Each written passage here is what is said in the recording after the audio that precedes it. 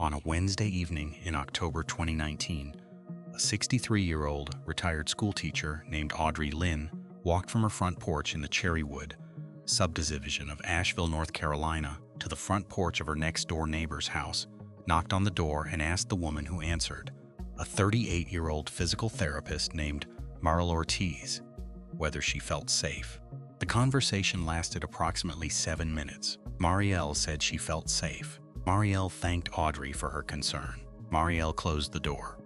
11 months later, in September 2020, Marielle Ortiz was killed in the bedroom of that same house by her husband, Caleb Ortiz, who then drove 43 miles to a motel and shot himself. Audrey Linn had spent 11 months between that conversation and Marielle's death knowing what was going to happen. She had told 3 people. The first was the sheriff's department. The second was Marielle's sister, who lived in Charlotte. The third was the Cherrywood Homeowners Association. None of them stopped what was coming. This is the story of how a woman in her 60s with no professional training knew her neighbor was about to be murdered, and of what happened to the warning she carried for 11 months. Audrey Linn was 63 at the time of the conversation on Marielle Ortiz's porch. She had retired from teaching 3 years earlier, after 38 years in front of a high school English classroom. She had moved into the Cherrywood subdivision in 2002 with her late husband, a structural engineer named Patrick Linn. Patrick had died of pancreatic cancer in 2015. Audrey had remained in the house alone. She had no children. She had a small circle of friends, mostly former colleagues, who came over for monthly dinners and a weekly book club. She walked her dog twice a day, a 14-year-old beagle named Lewis, on a fixed route through the subdivision that took her past every house on her block and adjacent blocks. The walk took 35 minutes when she went slowly, which she usually did, because Lewis was old. What Audrey had that other neighbors did not have was time, attentiveness, and a teacher's habit of noticing patterns in human behavior. She had spent 38 years reading teenagers, their moods, their microaggressions, their concealed troubles. She had spent 38 years recognizing when something was wrong before the wrong thing showed itself. The skill did not retire when she did.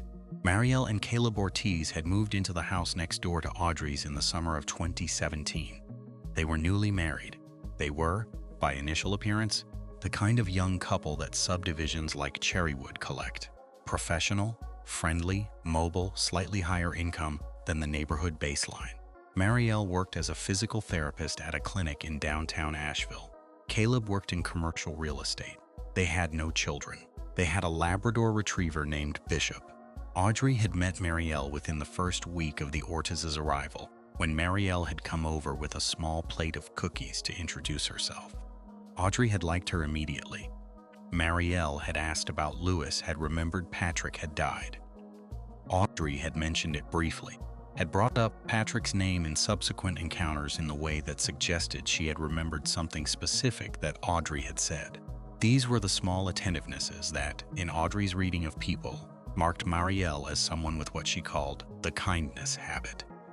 Audrey had been an English teacher long enough to know that kindness in adults was a learned practice. Marielle had learned it. What Audrey had also begun to notice by the end of 2018 was that Marielle did not always look like the same person. Some days she was bright, energetic, made eye contact, laughed easily. Other days she was diminished, moving more carefully, smiling less, deflecting questions about how she was doing. The pattern over the 18 months Audrey had been tracking it, not consciously at first, was not random. The diminished days clustered around Caleb being home for extended periods. The bright days clustered around Caleb being out of town for work. This is the pattern that had brought Audrey to Marielle's porch on the evening of October 16, 2019. Audrey did not, on the evening of the porch conversation, have what could fairly be called evidence. She had observations. She had instincts. She had a teacher's instinct for a person in trouble who is presenting normalcy to the outside world. What she had specifically were the following things. She had heard, on 3 separate occasions in the preceding 9 months, raised voices through the wall the Linn and Ortiz houses shared. The houses in Cherrywood were single-family detached homes. The walls did not technically share, but the houses were close enough together that on still nights, particularly in summer with windows open, voices carried. Audrey had heard, on those 3 occasions, Caleb Ortiz's voice raised in anger and Marielle Ortiz's voice responding in quieter tones. She could not make out specific words. She could make out tone. She had seen, on at least 4 occasions in the same period, Marielle wearing long sleeves or scarves in weather that did not call for them. The summer of 2019 had been hot in Asheville. Marielle had, on those 4 occasions, gone into the front yard to retrieve mail or move the trash bins wearing clothing that covered her arms and neck in temperatures above 85 degrees. Audrey was not a forensic specialist. She did not need to be one to recognize what long sleeves in 85-degree weather typically meant. She had observed in walking past the Ortiz house each morning and evening for 2.5 years the slow change in Bishop the Labrador Retriever's behavior. Bishop, who in 2017 had run to the fence to greet Louis the Beagle on every walk, had by mid-2019 stopped running to the fence. He stood in the yard. He did not approach. Audrey had seen on 2 occasions Bishop flinch when Caleb came out into the yard. Dogs in households where there is fear typically learn to flinch. She had heard, from Marielle herself, in a brief conversation across the property line in August 2019, a sentence that she had not been able to put down since. Marielle had been pulling weeds from a garden bed. Audrey had stopped on her walk to chat for a moment. They had talked about the weather. They had talked about the dog. Then Marielle had said, looking down at the weeds and not at Audrey, "I keep thinking I should just stop pretending." Audrey had asked, "Pretending about what?" Marielle had paused. Then she had said, "Nothing. It's nothing. Just a fright I read somewhere." She had smiled. She had gone back to her weeds. That sentence, "I keep thinking I should just stop pretending," was the sentence that 2 months later sent Audrey to Marielle's porch. What the official systems of the city of Asheville and Buncombe County knew about the Ortiz household in October 2019 was, as far as can be determined from records released after the murder, the following. The Asheville Police Department had no records of any calls to or about the Ortiz house. There had been no domestic violence reports, no welfare check requests, no noise complaints, no any of the other categories under which a household situation might come to police attention. Caleb Ortiz had a clean record. He had 2 minor traffic citations from his 20s, both resolved without incident. He had no arrests. He had, in the formal categorical sense, never been a subject of law enforcement interest. Marielle's employer, the physical therapy clinic where she worked, had no records of incidents or concerns. Her attendance was good. Her performance reviews were consistent. She had, in the period when Audrey had been tracking her, requested 2 short medical leaves. One in March 2019 for a minor injury at home and one in August 2019 for stress-related symptoms. Neither leave had been long. Neither had triggered any formal HR or employee assistance escalation. Marielle's family, who lived 3 hours away in Charlotte, knew that Marielle and Caleb were going through what Marielle had described to her older sister, Talia, as a rough patch. Talia had asked her sister on several occasions whether things were okay. Marielle had said yes. Marielle had said they were working on it. Marielle had said she was fine. Marielle's primary care physician, who had seen her 3 times in the 18 months before her death, had noted in one chart entry from May 2019 that the patient had a contusion on her left forearm attributed to running into a cabinet at home. The chart entry did not include any formal domestic violence screening. Standard practice in the clinic's protocol was to screen for domestic violence only when the patient affirmatively raised it as a concern or when an injury was inconsistent with the patient's stated explanation. The cabinet explanation had been accepted. These are the formal records. They do not constitute, individually or collectively, a record of a household in danger. They constitute the kind of formal absence that is the natural condition of most homicides involving intimate partners. By the time the records exist, it is because the death has already occurred. Audrey Linn went to Marielle Ortiz's porch on the evening of October 16, 2019, knowing all the things I have just described. She did not know Marielle's medical records. She did not know about the cabinet contusion. She did not know about the medical leaves. She knew her own observation and the sentence Marielle had said in the garden 2 months earlier. The conversation that followed was awkward. Audrey had not rehearsed what she wanted to say. She had simply known that she had to say it. She had asked Marielle whether she felt safe. She had said she had noticed that things were sometimes difficult. She had said she did not want to overstep, but that she had been watching, and that she was someone Marielle could come to if she needed anything.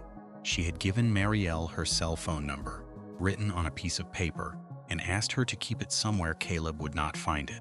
Marielle had thanked her. She had said she appreciated Audrey's concern.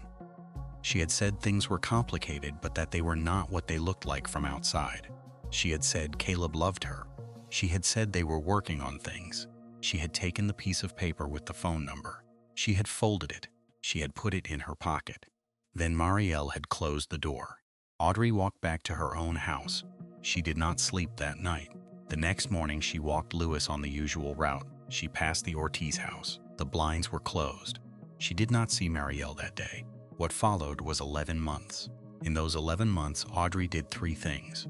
She called the Buncombe County Sheriff's non-emergency line in November 2019, approximately 3 weeks after the porch conversation.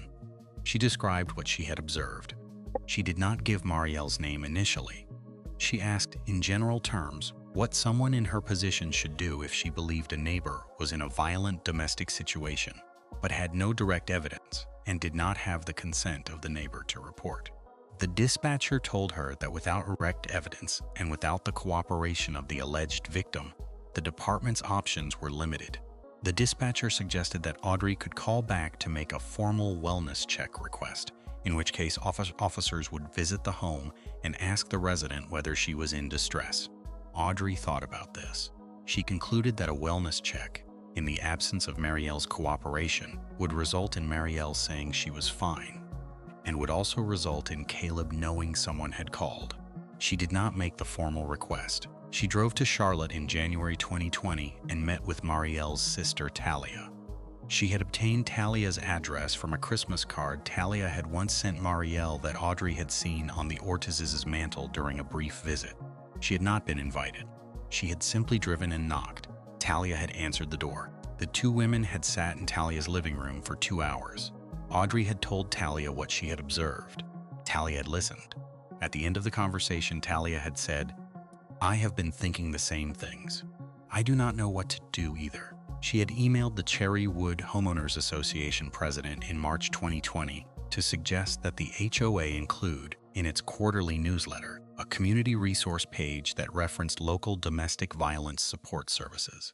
The HOA president had responded politely, said it was a good idea, and had not implemented it. 11 months passed.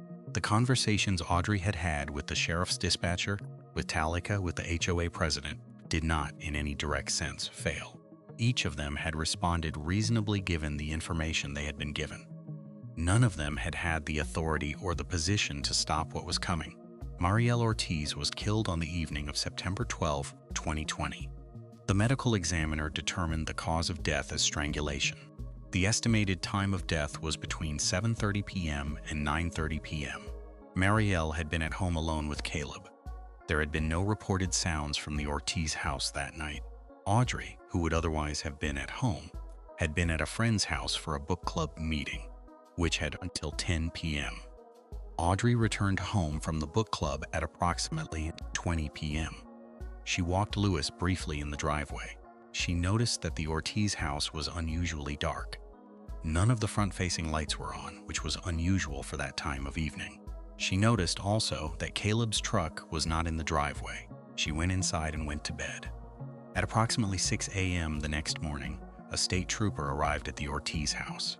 Caleb had checked into a motel in Henderson, North Carolina at 11:30 p.m. the previous night and had, at approximately 4 a.m., called the front desk to ask the clerk to please call the police. You'll need to come up here. When the police arrived at the motel, they found Caleb dead of a self-inflicted gunshot wound. He had left a brief written note. The note contained no details about Marielle or about what he had done. The note said only, "I'm sorry, to everyone. I cannot live with what I am." The trooper who arrived at the Ortiz house found Marielle's body in the bedroom. He found Bishop, the Labrador retriever, sitting beside her. Bishop was not injured. He was simply sitting there. When the deputies cataloged the contents of the Ortiz house, they recovered, among other items, the contents of Marielle's purse. Inside her wallet, folded into a small inner pocket, was a piece of paper with a phone number on it. The number was Audrey Linn's. The note had not been used. Marielle had carried it for 11 months.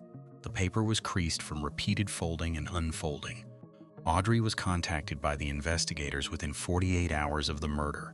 They had identified the number on the paper through a simple reverse lookup. They came to her house. She sat with 2 detectives in her living room for 3 hours. She told them what she had observed over 3 years. She told them about the porch conversation. She told them about the sheriff's call, the visit to Talia, the email to the HOA president. She showed them her own contemporaneous notes. She had, in the months following the porch conversation, started keeping a small journal in which she recorded observations about the Ortizes. The journal was admitted into the case file. It was approximately 40 pages long. One of the detectives, a woman named Sergeant Marielle Ortiz, told Audrey at the end of the conversation, "Most people who knew what you knew would not have done what you did. Most people would not have gone to the porch. Most people would not have called us. Most people would not have driven to Charlotte." She paused. Then she said, "I am not saying this to comfort you. I am saying it because it is true." Audrey said, "I want it to have mattered." Sergeant Naidu said, "It mattered. It just did not save her." Those are 2 different things. Marielle Ortiz's family held a memorial service in Charlotte 3 weeks after her death. Audrey attended it. She drove the 3 hours by herself. She sat in the back row. She did not speak during the service. She approached Talia Ortiz afterward. Briefly, the 2 women embraced. They did not speak. There was nothing, by Audrey's account in subsequent interviews, that either of them could have said. The Cherrywood Homeowners Association, in the wake of the murder, implemented the community resource page Audrey had suggested in March. The first issue of the newsletter that included it was published in November 2020, 2 months after Marielle's death. The page listed 3 local domestic violence support organizations, the national hotline, and a brief paragraph about recognizing warning signs in a neighbor. The page has been included in every quarterly newsletter since. The HOA has not publicly acknowledged Audrey's role in suggesting it. The Buncombe County Sheriff's Department, in the year following the murder, conducted an internal review of its protocols for non-emergency calls related to suspected domestic violence. The review produced a revised protocol that allowed dispatchers, when receiving such calls, to offer the caller a referral to a victim's advocate program rather than only the wellness check option. The advocate program could, in some circumstances, make independent contact with the suspected victim under a framework that did not require formal law enforcement intervention. The protocol was a modest reform. It was, at least, a different option than the one Audrey had been offered in November 2019. Audrey Linn continued to live in the Cherrywood subdivision. The Ortiz house was sold in 2021 to a different family. Audrey did not become close to the new neighbors. She kept walking Lewis on the same route every morning and evening until he died in early 2022, at which point she did not get another dog. She still walks the route. She walks it slowly. She still notices things. The piece of paper with Audrey's phone number on it is in the case file in the Buncombe County evidence room. It is in a small clear plastic sleeve attached to a printed inventory form in a folder marked with Marielle Ortiz's case number. The paper has been folded and unfolded so many times in the 11 months it's spent in Marielle's wallet that the creases have started to soften into white lines that look almost like fabric. The phone number is still legible. The handwriting is Audrey, careful, slightly slanted, the handwriting of a person who spent 38 years writing on blackboards. The paper has not been opened or handled since it was logged into evidence in September 2020. It sits in its sleeve. It is, in the strict legal sense, a piece of evidence in a closed case. It is also a small object that one woman kept in her pocket every day for 11 months while she was deciding whether she was going to use it.